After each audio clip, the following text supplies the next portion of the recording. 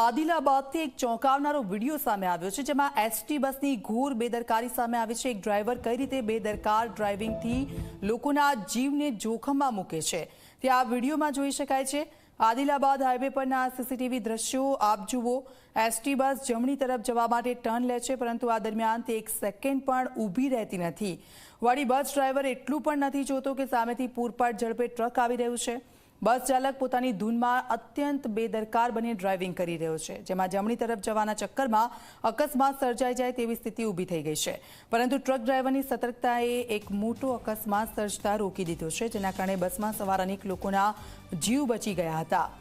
Truck driver સમયસર સંકટ સમજીને પોતાની ઝડપી ટ્રકને કંટ્રોલ કરવામાં સફળ થઈ જાય છે, જેના કારણે અનેક લોકોના જીવ બચી ગયા। અને તો બસના ડ્રાઈવરની બેદરકારી તો મુસાફરોના જીવ લઈને જ લે।